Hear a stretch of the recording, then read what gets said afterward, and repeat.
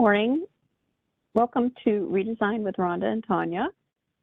It is March 8th, and we are going to be discussing the ACH payment setup for vendors.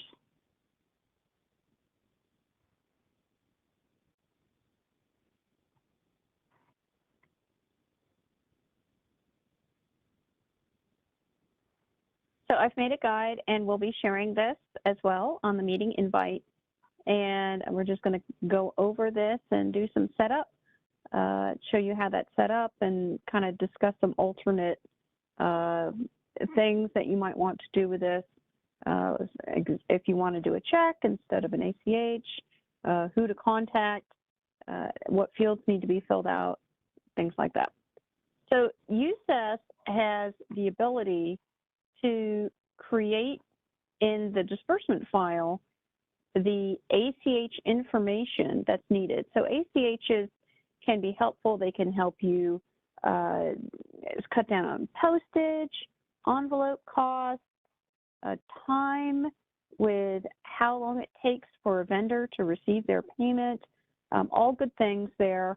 And, you know, basically reduce that carbon footprint in the world.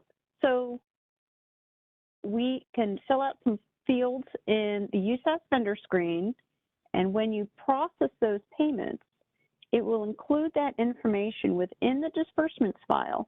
And then in that disbursements file, when you upload that into the third-party software for processing, then that third-party software will read those fields, and it will be able to determine, you know, where it needs to go. It'll have that vendor invoice, that email in there, and it will be able to send the email to the vendor. It will be able to send that payment to the vendor's bank for payment, and so that vendor will have the payment there as well as the detail for what you're paying, which invoices, and how much for each invoice. So it's a very useful, valuable tool, can save a lot of money. It's a really good thing. So, but it will probably cost extra. You'd need to contact the representatives at EDGE in order to do that and do kind of a cost-benefit analysis for that, see if it's beneficial for your district. So there are different rights, roles, and modules which need to be activated for this. I believe all the districts have the ability, or they've had that module activated. So you should be able to see the ACH fields on your vendor screen. So that's all been activated. There's also a different setting for a granted right, as we call it, that will be able to be viewed by certain users. The treasurers and the assistant treasurers, you should all have that if you have the USAS manager role. So on the vendor screen setup, there are several fields which need to be selected in order for the ACH to be done within the third-party software. The first is your default payment type. That would need to be selected as electronic instead of check. There's an email address in the other info section.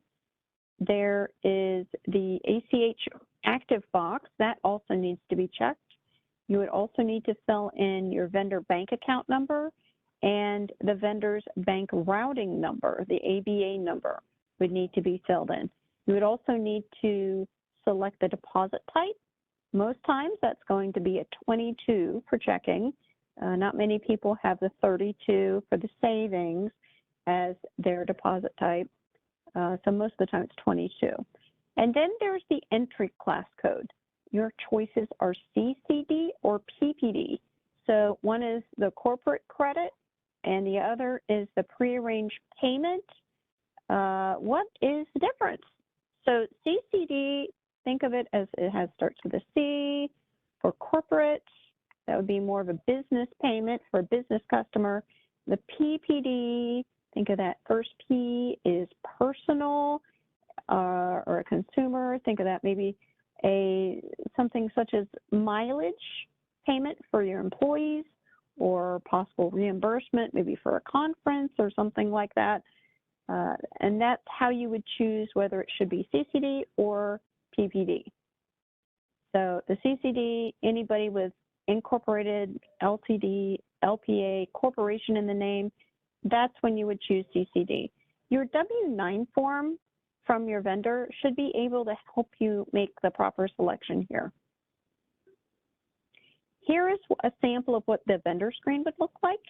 This is your core vendor screen, and you would choose on that default payment type, the electronic, and then going down the page, you would make sure the email address is filled in. On the ACH info section, which you should be able to see, you would check this box for ACH active. You would enter your bank account number for the vendor and the bank routing number for the vendor, where the payment is going to go. So one item which you might note is that the routing number and the account number are flipped as to what would be seen on a check.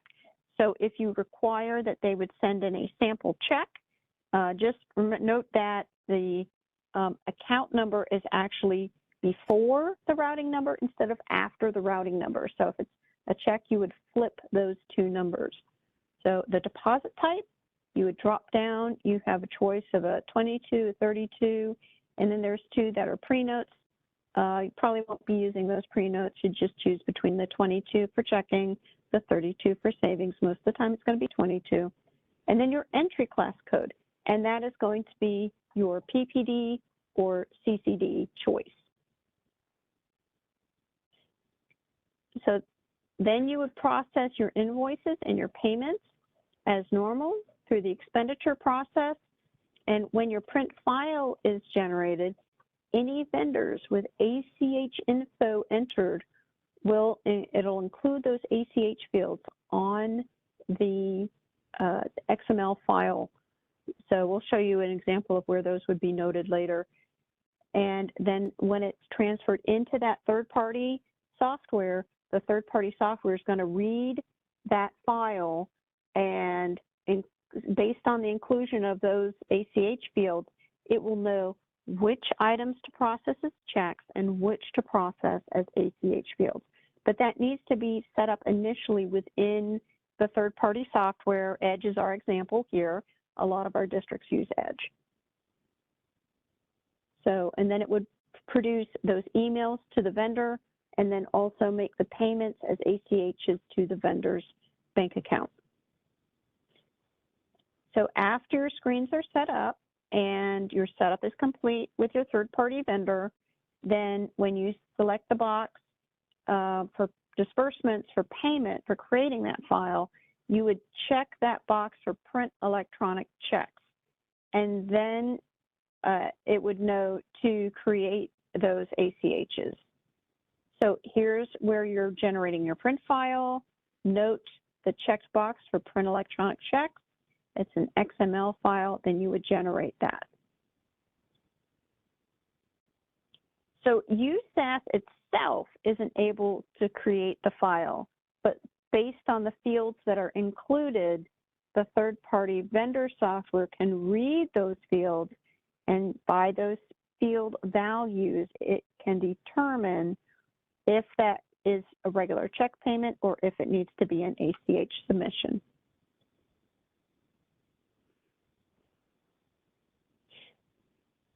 So back in the fall, I contacted Edge, and this is verbatim from the email which they sent me. They're specifying that it's an add-on feature which would need to be purchased. We have some contact information about that. If you're interested in doing ACH payments to vendors, you could contact Steve. There's his email address. He can provide you with a price estimate for your district. And then there's also Sherry's name there and her contact information where you could contact her if you have any difficulties with processing those payments. So there are some other different issues, which you might want to do or might come up. One of that would be, what if you want an ACH vendor who's set up to be paid by ACH? What if all of a sudden they're like, I need this check and I need it now, I'm going to come by and pick it up, or somehow arrange to get it delivered quickly, overnight mail, whatever it is. So then you would want to change your vendor from being an electronic payment to being paid by check, just for that one instance. You would go back to your core vendor screen. You would change your default payment type from electronic to check. You would unselect the box for ACH active. You would delete out the bank account number and the bank routing number. And for the deposit type and entry class codes, you would select the blank field for those. Then you would save that screen. Always remember, if before you do any of this, get a screenshot or page printout for what is on there before you change anything. And then after you're done with the entire process, then you want to go back in and reset those fields to what they were. If this is not a permanent change, this is just a kind of a one-time thing. So after you've changed those fields or deleted out information, you'd go into your transaction payable, you'd post that, continue to print, and then you'd select the show printable box up here. You can do that if it's not on the top of your screen. And then you'd select that. You'd notice right here, this was one I had set up in the demo instance as electronic, and then I changed to check. So you can see that a check will be printing out instead of the electronic. You generate that print file. And then if you're only doing the one, you don't have to check the box for print electronic checks. But if you're doing a group of payments, then some of them might be ACHs, so I would go ahead and check that. But if for just a one-time, maybe a quick, fast thing, you don't have to check that. Then you generate that print file. You get your disbursements XML file, process that through Edge as usual. If you're using Edge, put it into that C-checks file, open up your Edge, process your payment. And here we are we're just doing that one check. We didn't check that box, so it's only going to do a check. So, and here is an example in the XML file, an example XML file regarding what fields that Edge is going to be reading that it will know that to print a check instead of electronic or vice versa. So here we have a type equals check. We also have a default payment type equals check. So when it reads those fields, then it knows that would be a check. If it says electronic, then it knows to do, it would know to do the procedure for the electronic, the ACH payment. So once you are done, again, if this is just a one-time thing, go back and change those fields. Going back, you've made a printout of what was originally there. Rechange your default payment type to check, unselect or select your ACH active, put back in that bank account number, bank routing number exactly as it was, select your deposit type, your entry class code, and save. And then you'll be all set for the next time if this was just a one-time thing. So that's it for that part of our discussion on how to do ACHs. We've given you the contact information. I'll attach this guide in the meeting invite and update that. We're also going to, we're recording this and we'll give you the link for that. That's going to be on the usual HCC recordings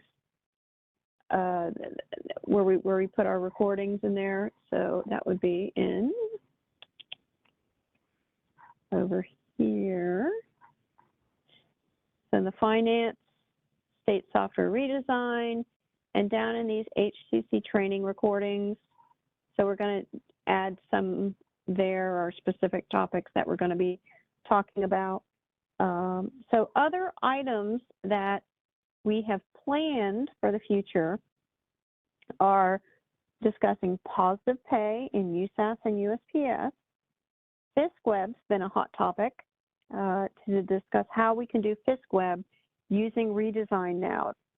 And then moving on to probably May or June, we'll be discussing our fiscal year end. That's on both sides of USAS and USPS.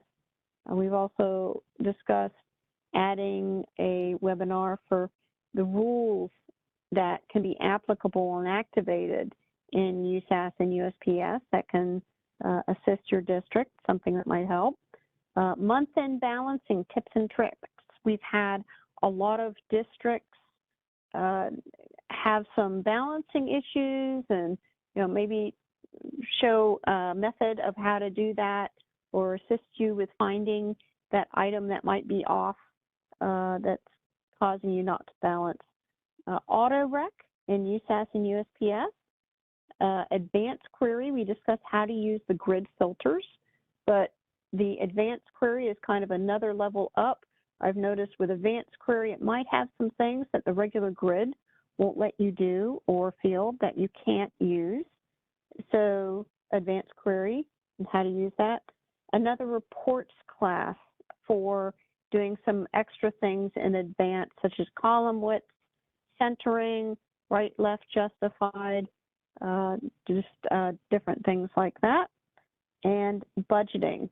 So that's coming up here in May. So we'll probably get to it before May. But another topic that's timely towards the end of the springtime.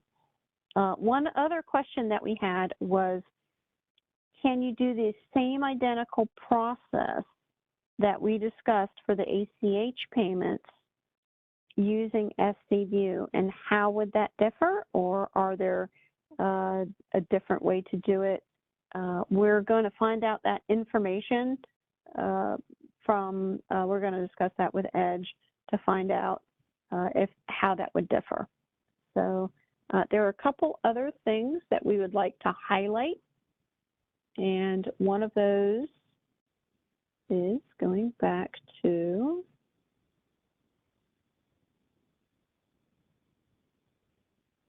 our demo instances here, are this Show Active button in the core account. So you go to Core Accounts. We'll just use the expenditure. You can see if we've got the active. Okay, so we do have an active field here. So you can see the only accounts that are showing are the true ones. We'll even put in a false, you wouldn't get anything because this selection is made.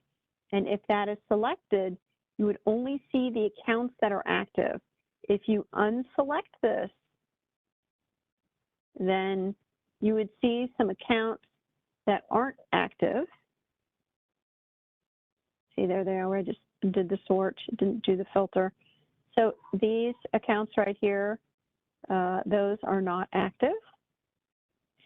And so if you would have those, maybe you would have something in there that got expended to. This is just a demo instance, so it probably doesn't have anything like that in there. That can cause you not to balance, maybe in a cash account more than anything. I've noticed that when people are trying to balance, they have an account which is not active and it has a balance in there that's throwing things off. You have to take that balance or that selection for active only out of their cash summary. The other item we'd like to discuss, because it's acting, came up the other day, it's acting not exactly like some other things in redesign. It's actually in the USPS side. So this is under the utilities, account mapping, It's under Utilities Account Mapping. So we had a situation with a district the other day where it had a line in the account mapping that was a little broad in what it was doing. It was saying, you know, if all the accounts except for this one account section, we want to change it to, say if it had something in the subject code or a certain thing in the subject code, it wanted to change it to all zeros in the subject code, but everything else was like wide open. So it would affect a lot of accounts. And one thing for an account mapping, which is to note, is if it's going through these accounts and looking through these accounts, if it finds one line where it needs to remap, it's not going to look at any other lines. So if it has a broad spectrum line and it finds a match, it's not going to look below it. So we had a district where it had, like, for example, a change in an SCC. So that, you know, if it came across a certain SCC, it's like, okay, well, we're going to change it to something else on this mapping. So if you had something, maybe it was line 7 here, where it was that broad spectrum coding, and what you were really looking for was something you just added on the bottom recently, then you just added on the bottom and it would move it to the very end. If it went through and it was mapping and it found a match, it would not continue to the bottom to map it where you really wanted to map it. So in order to change the order of mapping, so maybe we want things to be above this line 7 here, you would need to come over to this reorder, and you actually have to get pretty much like right within this little line and the reorder button edge itself.